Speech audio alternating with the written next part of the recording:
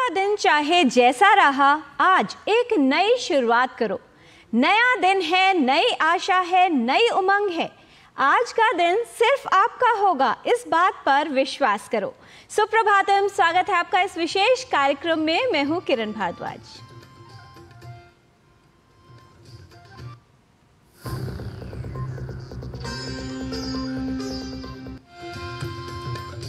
जीवन हमें एक नया अवसर सदैव ही प्रदान करता है, जिसे कल कहते हैं। यदि अपने कल अर्थात भविष्य को सरल और सार्थक बनाना है, तो उसके लिए आज दृढ़ संकल्प और कड़ा परिश्रम करना अनिवार्य है। इसलिए अपने समय का सम्मान कीजिए, सदुपयोग कीजिए। समय की पहचान के लिए आइए देख लेते हैं आज का पंचांग और जानते हैं क्या है आज की तिथि, वार और नक्षत्र। आज का पंचांग युगाब्द 5126, विक्रम संवत 2081, शक संवत 1946, दक्षिणायन, कार्तिक मास, कृष्ण पक्ष, एकादशी तिथि, सोमवार, पूर्वा फाल्गुनी नक्षत्र। आज का दिन आप सभी के लिए मंगलमय हो। सफल और असफल लोगों की जो क्रियात्मकता है, जो योग्यता है और क्षमता है, उसमें बहुत अधिक फर्क नहीं होता। लेकिन अपने लक्ष्य तक पहुंचने की जो उनकी इच्छाएं हैं, वो अवश्य ही भिन्न होती हैं। क्योंकि विचारों पर किसी का अधिकार नहीं है, इसलिए हमेशा ही सकारात्मक सोचिए, भिन्न सोचिए, जल्दी सोचिए, आगे सोचिए और अपने संकल्प को दृढ़ बनाने के लिए अपने विचारों को सकारात्मक बनाने का प्रयत्न कीजिए। नात्मानमवमन्येत पूर्वाभिरसमृद्धिभिः आमृत्योः श्रियमन्वीक्षेन्नैनां मन्येत दुर्लभाम्।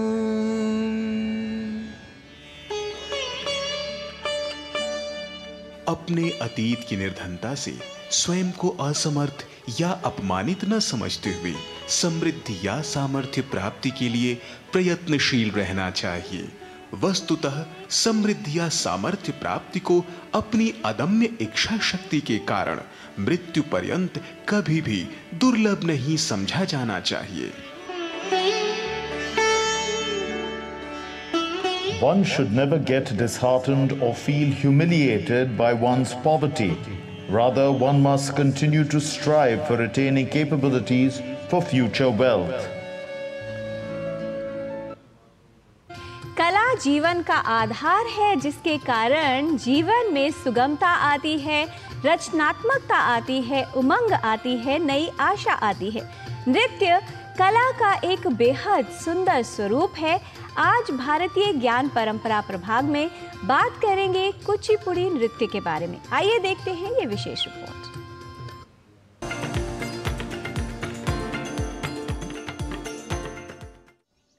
भारत में नृत्य की उत्पत्ति दैविक मानी गई है। अंग प्रत्यंग की सहायता से लयबद्ध भाव भंगिमाओं द्वारा मनोभावों एवं हृदय के आवेगों की जीवंत अभिव्यक्ति नृत्य कहलाती है। प्राचीनतम वेद ऋग्वेद में नृत्य, नर्तक, नर्तकियों आदि का उल्लेख मिलता है। रामायण और महाभारत में भी नृत्य का उल्लेख है। यतो हस्तस्ततो दृष्टिर्यतो दृष्टिस्ततो मनः, यतो मनस्ततो भावो, यतो भावस्ततो रसः। अर्थात जिस और हाथ जाते हैं वहां दृष्टि जानी चाहिए। जहां दृष्टि जाती है वहीं मन भी साथ होना चाहिए। जहां मन होता है वहां भाव उत्पन्न होता है तथा जहां भाव होगा वहीं रस की सृष्टि होती है। नृत्य की सफलता में इस प्रक्रिया अथवा भाव व रस की सार्थक सृष्टि का ही महत्व है। इस अंक में हम बात करने वाले हैं नृत्य शैलियों में से एक कुचिपुड़ी नृत्य कला के विषय में। कुचिपुड़ी भारतीय नृत्य की एक पारंपरिक शैली है। आंध्र प्रदेश के इस नृत्य का उद्भव कुचलापुरम गांव के नाम से हुआ है। यह भरतनाट्यम से मिलता जुलता है, लेकिन इसकी गति काफी तेज और शैली मुक्त है। पीतल की तश्तरी यानी थाल की धार पर किनारे पैर रखकर नृत्य करना इस नृत्य शैली की प्रमुख विशेषता है। कुचिपुड़ी प्रदर्शन आमतौर पर भगवान कृष्ण और वैष्णववाद की परंपरा पर उन्मुख होते हैं। यह नृत्य रूप तांडव और लास्य यानी सुंदर और स्त्री का मिश्रण है। तांडव तत्व तेज ऊर्जावान चालों द्वारा प्रतिष्ठित है, जो अंतर्निहित भाव के सार को व्यक्त करने का प्रयास करते हैं। न तत् ज्ञानम न तत् शिल्पम न सा विद्या न सा कला नासौ योगो न तत् कर्माण नाट्यस्मिन् यन्न दृश्यते। दैट मीन्स नाट्य में ऐसा कुछ नहीं है जो इंक्लूडेड नहीं है, इसमें सब है। इसमें योग मिल जाएगा, इसमें शास्त्र मिल जाएगा, दैट इज नॉलेज मिल जाएगा, इसमें विद्या मिल जाएगा, इसमें शिल्प मिल जाएगा। शिल्प दैट इज आर्किटेक्चरल ब्यूटी और sculptural beauty that you understand about. इसमें रसा मिल जाएगा। इसमें ऐसा कुछ है ही नहीं जो लेफ्ट आउट हो, इसमें साइंस है। सो एक बॉडी एनाटॉमी के बारे में अगर आप जानना चाहते हैं तो वो भी इसमें इंक्लूडेड है। और नाट्यशास्त्र में बताया जाता है हर एक अंग का एक अपना योगदान है परफॉर्मेंस के लिए। सो मैं यही कहना चाहूँगी कि ये जो इम्पॉर्टेंट नॉलेज है, जो हमारे सेंचुरीज ओल्ड नॉलेज है, इसको हमें नहीं छोड़ना चाहिए। ये रूट्स है, इस रूट्स को हमें पढ़कर समझकर अगली पीढ़ी तक पहुंचाना ये हमारा कर्तव्य है। कुचिपुड़ी कलाकारों को नृतक और अभिनेता होने के अलावा संस्कृत और तेलुगु भाषाओं, संगीत और पांडुलिपियों या प्रदर्शन की पटकथा में कुशल होना चाहिए। अन्य नृत्य रूपों के विपरीत कुचिपुड़ी को नृत्य और गायन दोनों की प्रतिभा की आवश्यकता होती है। कुचिपुड़ी का प्रदर्शन आमतौर पर एक आवाहन के साथ शुरू होता है, फिर प्रत्येक कलाकार और संबंधित भूमिका निभाई जाती है और फिर वे संगीत के लिए एक संक्षिप्त उद्घाटन नृत्य करते हैं। इसके बाद नृत्य का अभिव्यंजक हिस्सा होता है, जहां कहानी को लयबद्ध हाथों के इशारे के माध्यम से व्यक्त किया जाता है। कुचिपुड़ी नृत्य का सबसे अधिक लोकप्रिय रूप मटका नृत्य है, जिसमें एक नर्तकी मटके में पानी भरकर और उसे अपने सिर पर रखकर पीतल की थाली में पैर जमाकर नृत्य करती है। वह पीतल की थाली पर नियंत्रण रखते हुए पूरे मंच पर नृत्य करती है और इस पूरे संचालन के दौरान श्रोताओं को चकित कर देने के लिए उसके मटके से पानी की एक बूंद भी नहीं गिरती है। संक्षेप में कहा जाए तो कुचिपुड़ी नृत्य एक बहुआयामी कला रूप है, जो दार्शनिक गहराई, सांस्कृतिक महत्व और प्रतीकात्मक अभिव्यक्ति से समृद्ध है। जैनेन्द्र सिंह की रिपोर्ट, डीडी न्यूज।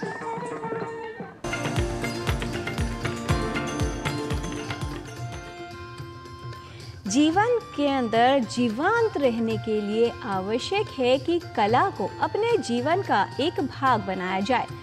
जिस प्रकार स्वास्थ्य को ठीक रखने के लिए सतर्क रहना उपयोगी है, ठीक उसी प्रकार जीवन में गतिमान रहने के लिए कलात्मक और रचनात्मक बने रहना उपयोगी होता है। अब बात करते हैं स्वास्थ्य की। मस्तिष्क की रसौली यानी ब्रेन ट्यूमर, जो सौम्य या कैंसर युक्त हो सकता है। आवश्यकता है कि इसके लक्षणों की पहचान की जाए और सही समय पर इसका उपचार किया जाए। यदि आपको तेज सिर में दर्द रहता है, सिर दर्द जो धीरे धीरे बढ़ता है या सुबह के समय होता है, ऐसा संकेत हो सकता है कि मस्तिष्क में कहीं रसौली तो नहीं है। यदि आपको इस प्रकार के लक्षण होते हैं तो आवश्यक है कि इसकी जांच कर पता किया जाए कि इस सिर दर्द का कारण क्या है।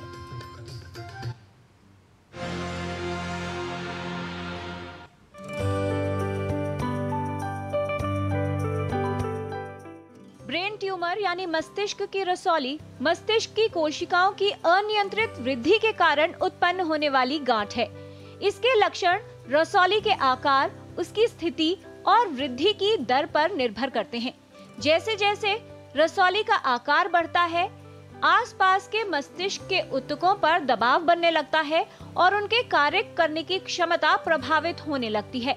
इसकी वजह से व्यक्ति को कुछ लक्षण उत्पन्न हो सकते हैं और समस्याएं भी हो सकती हैं।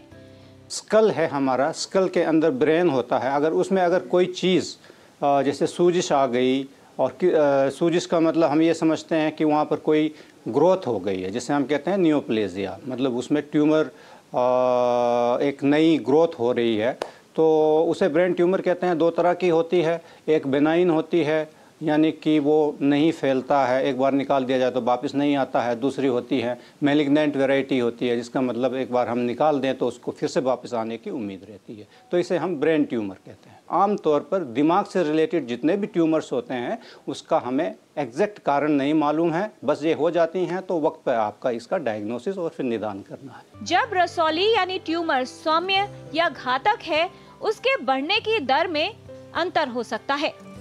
जब सौम्य या घातक ट्यूमर बढ़ते हैं तो मस्तिष्क के अंदर दबाव बढ़ता है, इससे मस्तिष्क को क्षति हो सकती है और ये जीवन के लिए खतरा उत्पन्न कर सकता है।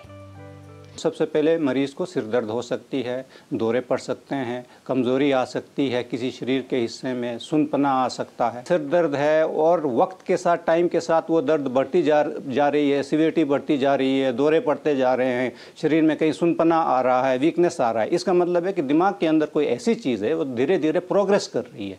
तो ऐसे केस में इसको हम रेड फ्लैग या डेंजर साइन कहते हैं कि आपको फर्दर इन्वेस्टिगेशन की ज़रूरत पड़ती है। आवश्यक है कि मस्तिष्क की रसौली के लक्षण होने पर उन्हें नजरअंदाज न किया जाए, बल्कि एक विशेषज्ञ को दिखाया जाए। इलाज की आधुनिक विधियों द्वारा रोगी को ठीक कर उसका जीवन सामान्य बनाया जा सकता है।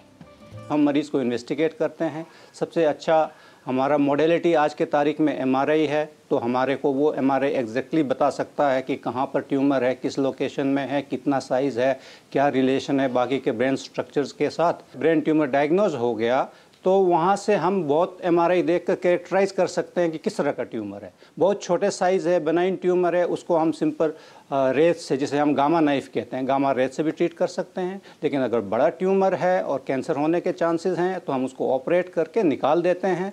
फिर निकालने के बाद उसकी जांच होती है। जब जांच करते हैं तब हमें एग्जैक्टली पता लगता है कि किस टाइप का ट्यूमर है, बेनाइन है या मेलिग्नेंट है, कहने का मतलब नहीं फैलने वाला है या कैंसर है, तो उसके हिसाब से फिर आगे का ट्रीटमेंट निर्धारित।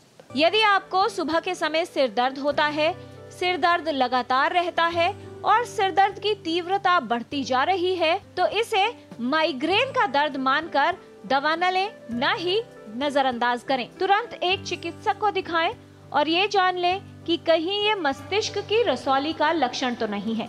किरण भारद्वाज, डीडी न्यूज।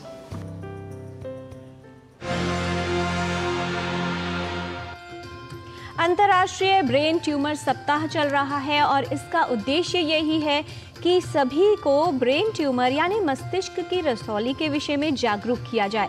सिर दर्द जैसा लक्षण एक गंभीर बीमारी ब्रेन ट्यूमर का संकेत हो सकता है, इसलिए इसे नज़रअंदाज नहीं करना चाहिए और स्वयं ही दवा नहीं लेते रहना चाहिए।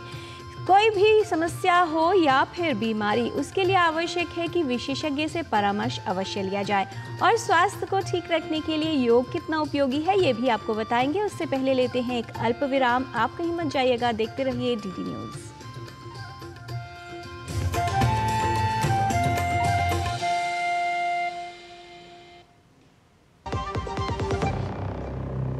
कभी नाच गाना और बेहतरीन खाना, कभी सास बहू की नोकझोंक में स्वाद का मुस्कुराना, कभी रिश्तों में मुस्कुराहट और स्वाद भरना। असली मसालों का उपहार MDH बनाए खास हर त्योहार, क्योंकि हर रिश्ता है स्वाद से जुड़ा। आइए मनाए खुशियों की दीपावली MDH मसालों वाली। हाथ धोकर आते हैं। साबुन की जगह हैंड वॉश। मोहन का प्रमोशन हो गया क्या? सैवलॉन हैंड वॉश तो हमारा रोज का है। सिर्फ 10 रुपए में 200 ml हैंड वॉश बनाओ। Savlon powder to gel hand wash, germ से बचाए, शान बढ़ाए। बात जब पीढ़ियों के लिए बनने वाले घर की हो तो जिम्मेदारी बड़ी हो जाती है। गैलेंट समझता है ये जिम्मेदारी। अब डबल M रिब्स के साथ गैलेंट एडवांस TMT रीबार, निर्माण का रियल हीरो। ये तुम्हारा खेत नहीं, खेल का मैदान है। अकेले क्या कर लोगे? अकेले नहीं, मेरे साथ है मेरा यार, जिसके सामने हुई अड़ियल मंडूसी की भी हार तुम्हारी तरह। IIL के ट्रैक्टर ब्रांड का मिलियन, गेहूं का पहरेदार, अड़ियल मंडूसी की हार।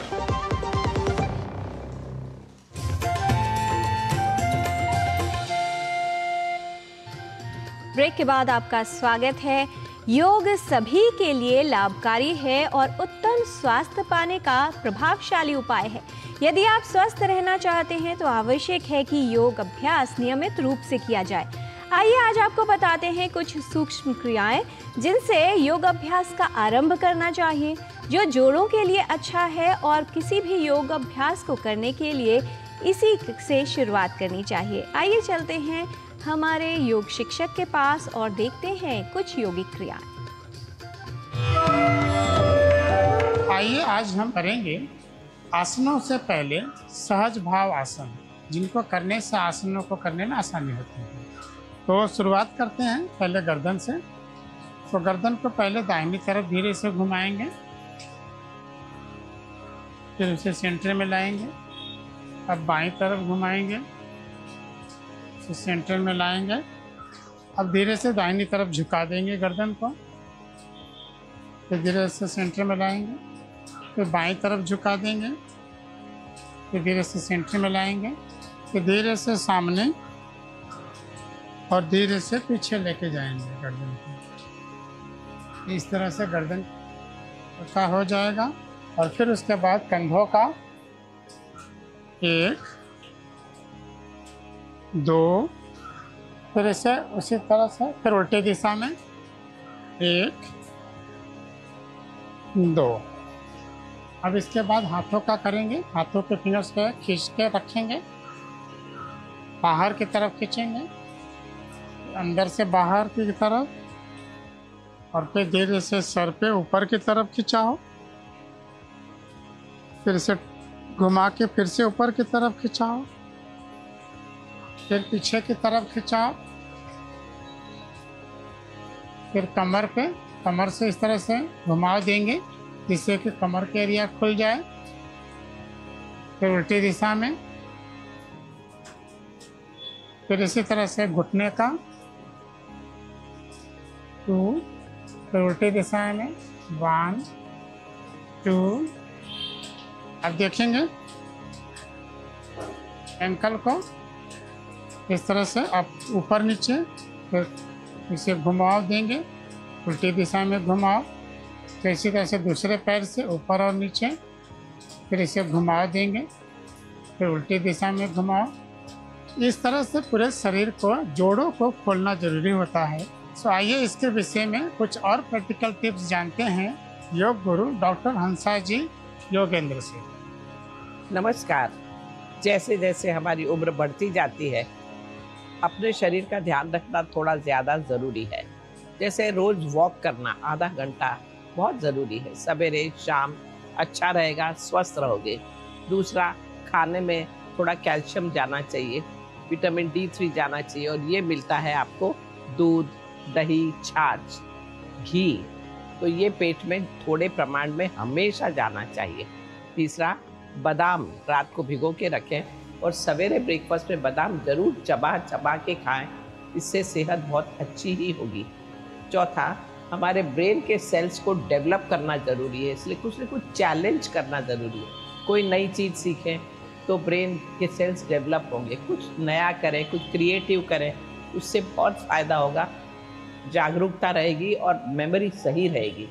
तो ये छोटी छोटी चीज़ें उसका ध्यान रखेंगे तो स्वस्थ ही रहेंगे। नमस्कार। कोई भी वृक्ष कितना सुदृढ़, मजबूत या शक्तिशाली है, ये इस पर निर्भर करता है कि उसकी जड़ें कितनी गहरी हैं। अगर बात की जाए मनुष्य के व्यक्तित्व की, तो हमारे लिए वही कार्य शिक्षा करती है। शिक्षा ही व्यक्तित्व को मजबूत बनाती है, बेहतर समझ देती है। आइए चलते हैं संस्कृत पाठशाला में हमारे सहयोगी नारायण दत्त मिश्र के साथ और लेते हैं संस्कृत का ज्ञान। संस्कृत भाषा जो है भारतीय संस्कृति की पहचान।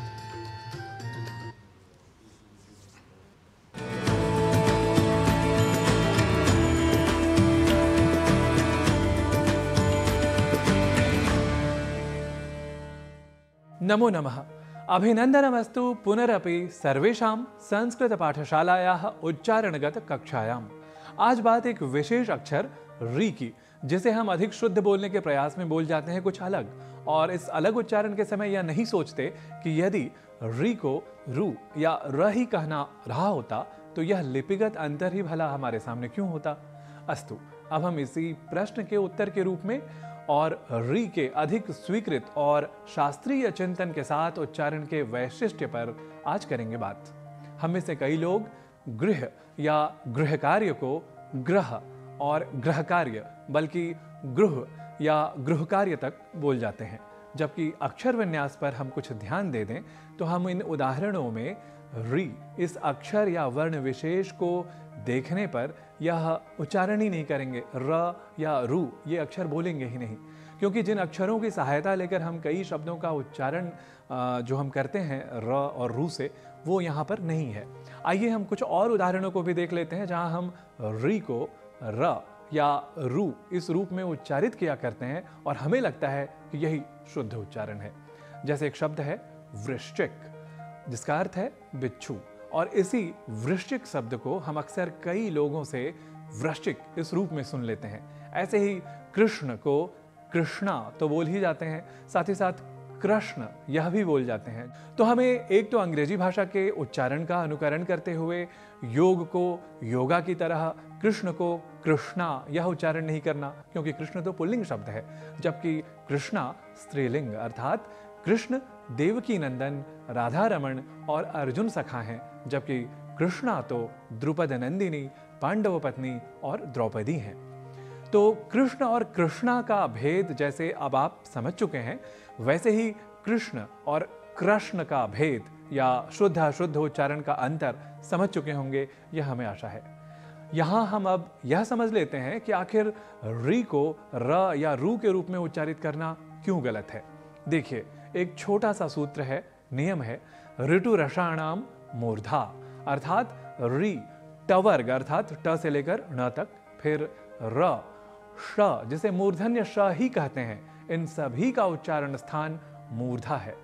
मूर्धा अर्थात मुंह के अंदर के तालू और ऊपर के दांतों के पीछे सिर की तरफ का भाग, जिसे जीभ का अगला भाग री, ट, ठ, ड, ढ, ण, र और श इन वर्णों के उच्चारण करते समय उलटकर छूता है। अब विशेष यहाँ यह है कि री और र इन दोनों का उच्चारण स्थान क्योंकि एक ही है तो समान ही उच्चारण हो जाए तो विशेष समस्या तो नहीं होनी चाहिए। पर जैसे ही हमें ऐसा लगे तो साथ में ही यह भी सोचना चाहिए कि री और र का लिपिगत यानी लेखनगत भेद भी इन अक्षरों को एक दूसरे से पृथक करता है। इसलिए जैसे ट का अलग उच्चारण है, वैसे ही र का अलग और री का अलग उच्चारण स्वतः ही हो जाएगा। समग्रता से कहें तो री को री के रूप में ही समझना है और र के रूप में नहीं। अर्थात ऋण, ऋषि, कृषि, कृष्ण, संस्कृत, उपकृत, कृत्य, गृहीत जैसे कई शब्द हैं जिनका उच्चारण हमें रण या ऋण, ऋषि या ऋषि, कृषि या कृषि इत्यादि के रूप में नहीं करना। तो ऐसे ही उच्चारणगत और लिपिगत भेद को समझते हुए री इस अक्षर वाले शब्दों का शुद्ध उच्चारण करने का करते रहें अभ्यास। अभी मुझे दीजिए अनुमति। पुनर्मिलामः अग्रिमायां संस्कृत पाठशालायाः कक्षायां। नमो नमः।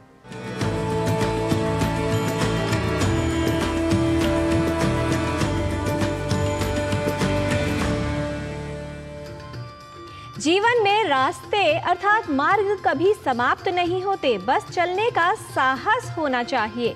कोई भी व्यक्ति अपने मंजिल अर्थात लक्ष्य को प्राप्त कर सकता है यदि उसमें विश्वास हो, आशा हो, उम्मीद हो। धैर्य और साहस लक्ष्य को सरल नहीं संभव बनाते हैं। इसलिए ना दिल छोटा कीजिए, ना बातें बड़ी कीजिए, सब कुछ मिल जाएगा समय के साथ। साहस, हौसला और हिम्मत के साथ आशा रखिए और मेहनत कड़ी कीजिए। आज के कार्यक्रम में इतना ही। हमारी पूरी टीम को दीजिए अनुमति। नमस्कार।